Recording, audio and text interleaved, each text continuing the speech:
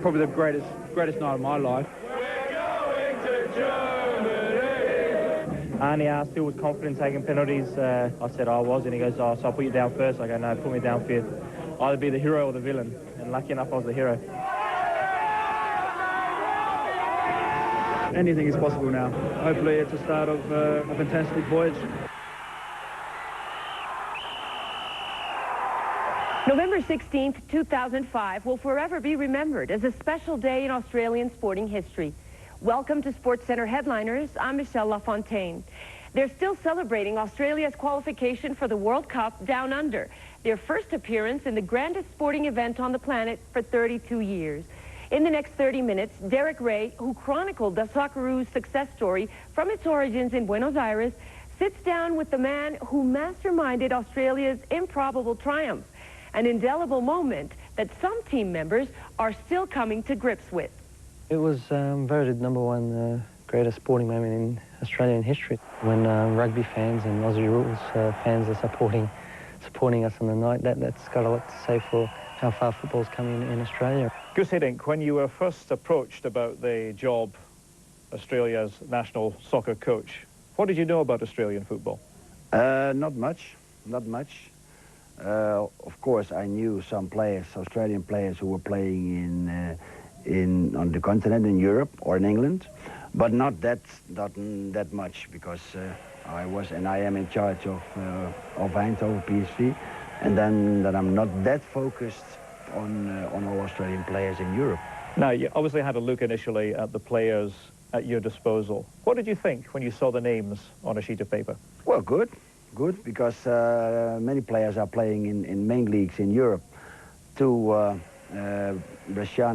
and Grella playing in Italy, Gianluigi playing in the big league in Spain, and a lot of players are playing in Premier League. So they have the experience already. So when I saw that list, then I started thinking, oh, there might be some possibilities.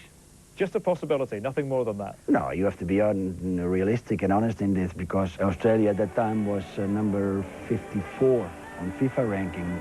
And that says a lot also.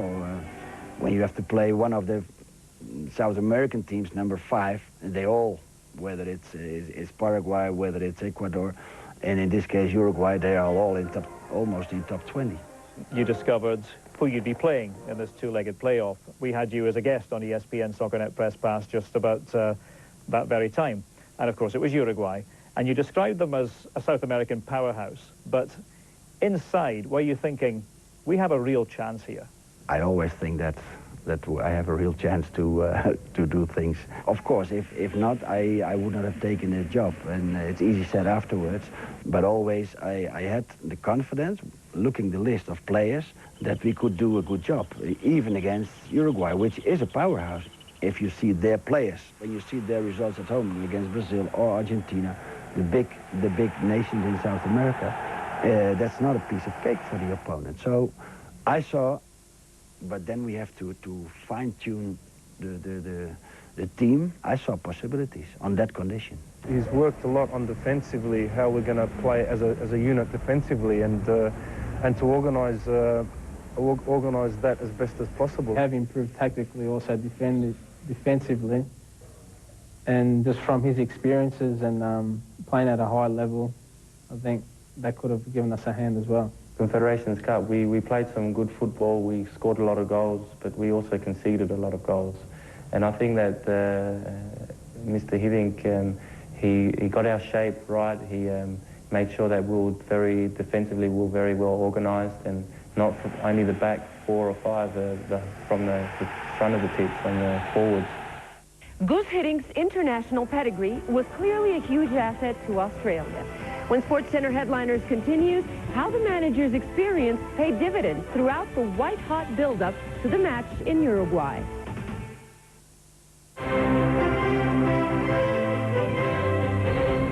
ESPN Sport Legends presents Bill Russell. Australia and the World Cup finals for a second consecutive time was a two-legged playoff with Uruguay. From the Australian point of view, the previous meeting in 2001 had been marred by a general lack of sportsmanship from their South American foes. Hiddink and his Aussie football bosses were determined not to repeat the mistakes of 4 years ago. The federation got itself organised to the point of scouting that maybe was never done on that sort of scale before. You had all the travel arrangements in place. You decided, too, that you were going to be based in Buenos Aires, which maybe in the grand scheme of things was quite significant. Yeah, I have to make a big compliment to all the people who are not... My face is on camera and I'm then known, but a lot of unknown people around the team did a hell of a job, a big job, providing that the team and me could easily work on what we have to do, and that's playing. And I think this is has been an advantage for us as well. So I like to thank the people within and without out the federation. Once more, they achieved it as well. Guus knew exactly what he wanted to do, and going to Buenos Aires for a week was a fantastic idea where we had no pressure put on us and away from everything, basically. Then, of course, in the run-up to the first leg in Montevideo, there was this big firestorm, this big row about the kick-off time. But it was in the Australian papers every day. The kick-off time was either going to be 9 o'clock or it was going to be 4 o'clock. Nobody was quite sure. I didn't care so much because if they try to change every 6 hours the kick-off of the game, for me it's a signal that they get a little bit uncertain. And I don't go in that, and I felt confident with the team and rather relaxed. So let them play with that time. It's not affecting us. And of course, Australia knew Uruguay well. They'd played them the previous qualifiers. And Tony Vidmar, one of your players, had said that some of the players suffered from stage fright. But did you get the feeling during this build-up period that, in fact, with all the statements that were being made, that it was the Uruguayans who were running a little bit scared? Yeah, of course, and you see that on reactions. You're mentioning now one situation, but of course, if they're getting a little bit nervous, okay, that's the better for the confidence of the Australia team, and you can use that. It wasn't quite as intimidating in Montevideo as some people expected, was it? No. Because, of course, there was the experience of 4 years ago, and we took that experience also beneficial to this trip. We were very warmly welcomed by the federation, by people, so as it should be. As it should be, and my compliments also for people in Uruguay. The South American journalists all flocked to you, but I also noticed that week that you were quite careful with your media time. You didn't give a press conference every day. You put the players in the forefront. In the Latin world, and I'm used to that in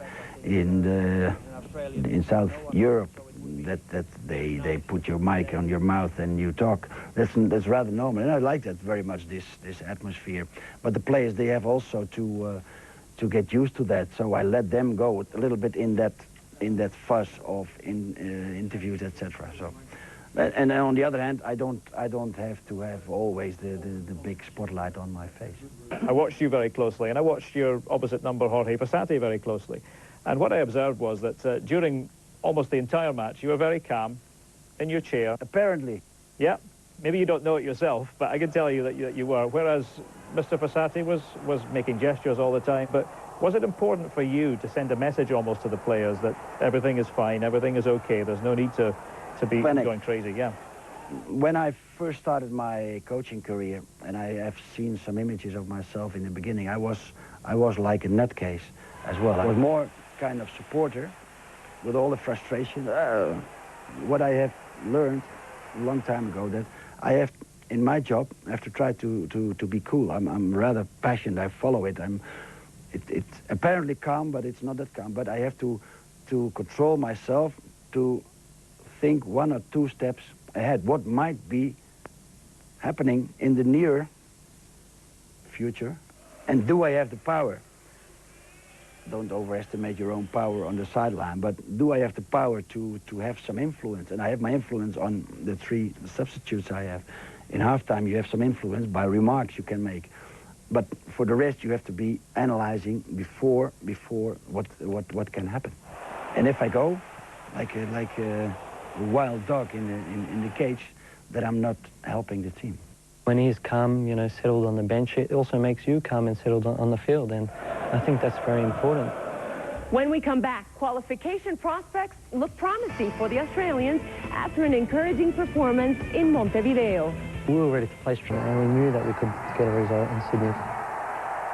Leipzig this week.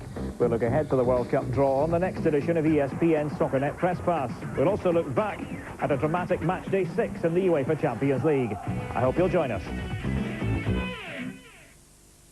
Welcome back to SportsCenter Headliners. Questions abounded as to who the Dutch